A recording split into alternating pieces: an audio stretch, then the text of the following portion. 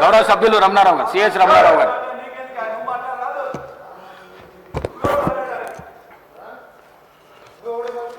అధ్యక్ష 2018-19 సంవత్సరంలో మరి అప్పటి ప్రభుత్వం రైతు బంధు పథకాన్ని ప్రవేశపెట్టడం జరిగింది. మరి ఆ రోజు నుండి పేన వర్షాకాలం వరకు, అంటే మొన్న కాక అంతకుముందు వర్షాకాలం పంట వరకు, మన పేన వర్షాకాలం పంట వరకు 72,816 కోట్ల రూపాయలు మొత్తం ఇప్పటివరకు వెచ్చించడం జరిగింది. కాంగ్రెస్ ప్రభుత్వం వచ్చిన తర్వాత ఒకసారి రైతు భరోసా ఇవ్వడం, మరి దానికన్నా ముందు గత ప్రభుత్వం ఇవ్వడం, సాగైన భూములకు ఇచ్చింది 50,210 కోట్లు. మరి ఇలా రాళ్లకు రప్పలకు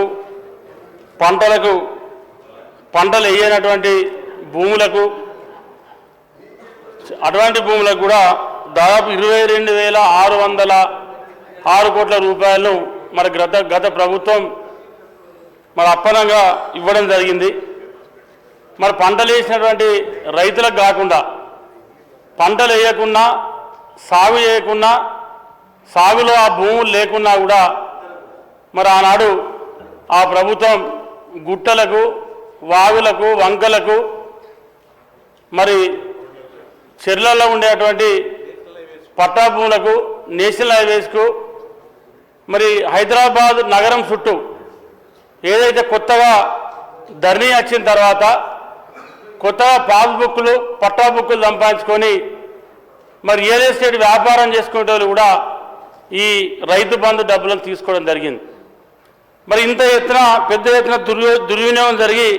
దాదాపు 22,600 కోట్ల రూపాయలను మరి గత ప్రభుత్వం ఆనాడు వెనుక ముందు చూడకుండా, ఎలాంటి చర్యలు లేకుండా, దీంతో పాటు ఏదైతే ప్రభుత్వం ఇవాళ వర్షాకాలం పంట ముందు రైతాంగాన్ని చెప్పింది, మీరు సన్న వడ్లు పెట్టుకోండి, సన్న వడ్లు పెడితే మేము మా ప్రభుత్వం నుండి ప్రతి రైతుకు క్వింటాలకు 500 బోనస్ ఇస్తామని చెప్పి ఇవాళ రైతులకు బ్రహ్మాండంగా ఇవాళ ఈ రాష్ట్రంలో సన్న వడ్లకు బోనస్ ఇచ్చిన చరిత్ర ఇవాళ కాంగ్రెస్ ప్రభుత్వాన్ని, మన ముఖ్యమంత్రి రేవంత్ రెడ్డి గారు. మరి ఆనాడు అప్పున్నటువంటి ప్రభుత్వం రైతులకు చెప్పింది, అప్పున్నటువంటి నాయకుడు చెప్పిండు, అప్పున్నటువంటి ముఖ్యమంత్రి గారు చెప్పిండు, మీరు సన్న వడ్లు పెట్టండి, దొడ్డు వడ్లు వద్దు, సన్న వడ్లు పెడితే రైతులకు మేము బోనస్ ఇస్తామని ఆనాడు చెప్పి రైతులకు ఆనాడు మరి బోనస్ ఇవ్వకుండా అప్పటి ప్రభుత్వం మోసం చేసింది. మరి ఆనాడు ప్రతిపక్షాలు మాట్లాడితే అప్పుడున్నటువంటి కాంగ్రెస్ పార్టీ కానీ ఇతర పార్టీలు మరి అన్ని పక్షాలు మాట్లాడితే మరి అప్పుడు చెప్పారు, మాకు తెలియదానా, మీరు చెప్పన్నా క్వింటాల్కి 100-200 బోనస్ ఇస్తాం, మీరు చెప్పేది మాకని చెప్పారు. ఆసారి ఆ పంట కర్మ కాలి, ఆసారి వైరస్ వచ్చి, పచ్చ రోగం వచ్చి, మరి దోమపోటు వచ్చి రైతులకు 10-12 క్వింటాల కంటే ఆసారి సన్నవాటి మరి పండనటువంటి పరిస్థితి. ఇవాళ మన ప్రభుత్వం రైతు ప్రభుత్వం, ప్రజా ప్రభుత్వం ఇవాళ రైతులకు మాట ఇచ్చి మీరు సన్న వడ్లు పెట్టండి, ఈ రాష్ట్రంలో ఎన్ని లక్షల మెట్రిక్ టన్నులు ఉన్నా కూడా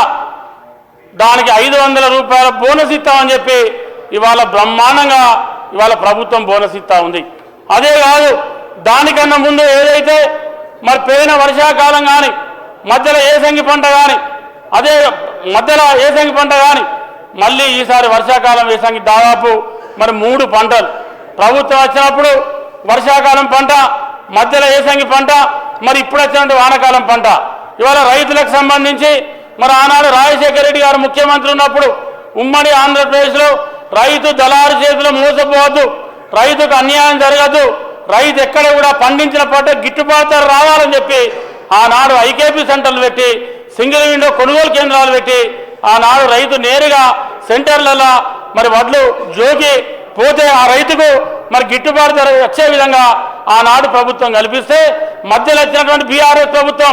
10 సంవత్సరాలు రైసు మిల్లర్లను పెట్టి పెద్ద ఎత్తున క్వింటాలకు 5 కిలోలు, 10 కిలోలు, 15 కిలోలు వడ్ల కటింగ్ పెట్టి మరి రైతులు